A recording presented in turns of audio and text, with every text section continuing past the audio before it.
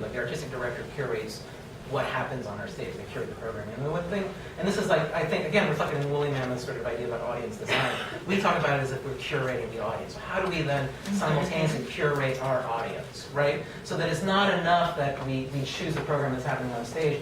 We actually also want to engage with the people that are sitting in the seats in unusual, interesting ways. One of those ways brings me to this question about what happened to those empty seats that I talked about at the very beginning. So we have 20 odd seats, 20 to 40 seats available at every performance, more or less, generally speaking. I think so, yes. Oh no, we have 100 seats and 40 seats, so even more than that.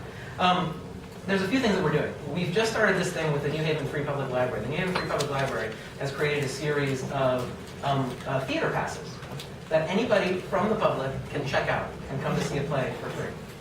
It's as simple as that. It's a very, very simple idea, but it's a fascinating idea. We're in the process of figuring it out right now. This is a 2-year collaboration with our Free Public Library.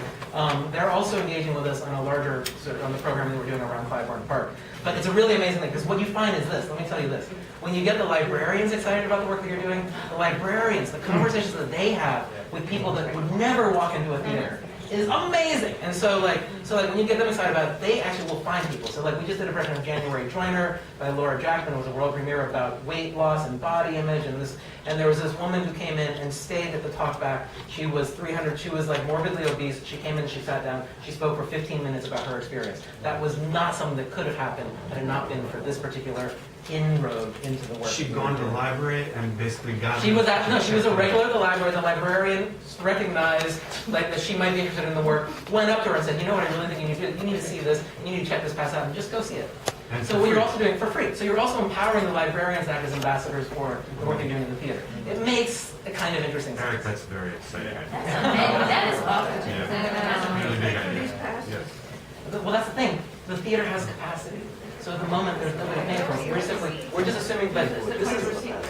Yeah, this is always assuming seats are available. If the show sells out, obviously, we can't support that. We can't support that. But if there are seats available, people can call in and they can reserve their seat and they can come in that day. The last thing that we're doing... The last thing we're doing here is Courageous Conversation. So the Courageous Conversation is a series of things that we've been doing at the theater. It started with Apple Fugard's production of The Train Driver. New Haven, I don't know how well you know New Haven, but New Haven has actually a fairly long history of sort of racial strife within the community. It's a history of it. And so one of the things that we wanted to do was we wanted to look at ways to create opportunities to continue a dialogue around that, around specifically the work that we're doing at Wharf Theatre. So it's not production specific, although it's generally linked to productions that have racial themes or overtones to it, which happens with some regularity at Wharf Theatre. What we did was we reached out to virtually the theater's entire network and said, help us identify community leaders who actually reach out to these different organizations.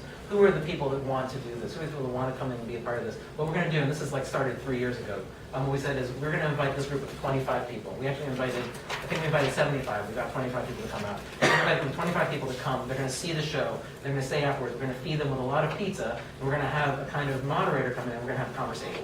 And it doesn't mean anything. It's not about and the key is about not, people can sign up for it. They can sign into it, whatever.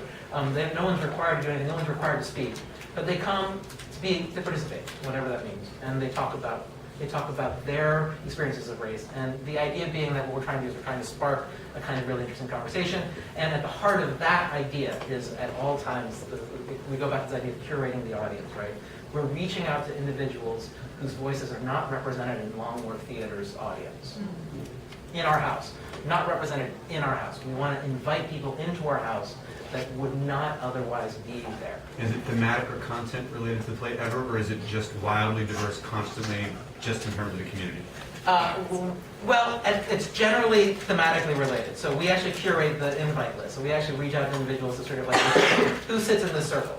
Who sits in this circle? What is the nature of this conversation? And the thing that we're doing this year with Clybourne Park, which is the thing that again, these NPCs, is we're offering each of these 25 individuals 10 tickets. They can sign up for one performance. They bring 10 individuals with them to that performance, all complimentary to the theater. With the one expectation is that they remain for the talkback and be present. They don't have to engage, they don't have to talk about it, but they be present. And so what begins to happen is, again, this idea of feedback. It cycles back around so that everything is coming back to the talk back that I started talking about, which is like, what is the nature of that experience? And it should never ever be just about like, how do those actors remember lines? How do we do this set, right? It's literally about deepening the engagement and the experience of the work, and that's kind of where that comes from. I couldn't understand how you can control this. I mean, if you have a hit, the music become available at the last minute when you see other seats. Yeah, people have to call it, with the passes, the library passes, you have to check it out the day of. Oh, it's a day of. You check out the day of. You check out the day of and you come. But you can come whenever you want to, but you can go to the library whenever you want to and check it out. Then tell me about the courageous conversation. How much in advance is that? Are those typically available? Courageous conversations, oh, we're already talking to them. They have them in advance. We will sacrifice the 10 seats during that. One thing we try to do is we try to encourage all of these performances to happen earlier in the run.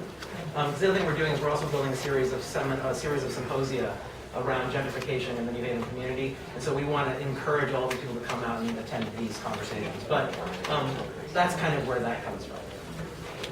I think I'm probably running out of time because I see people wandering around outside. So I have to add, Katie has asked me to say these 4 things to you all. Again, if anybody has any questions, you can email me. It's just eric.ting@longwharf.org or find me around. I'm here tomorrow.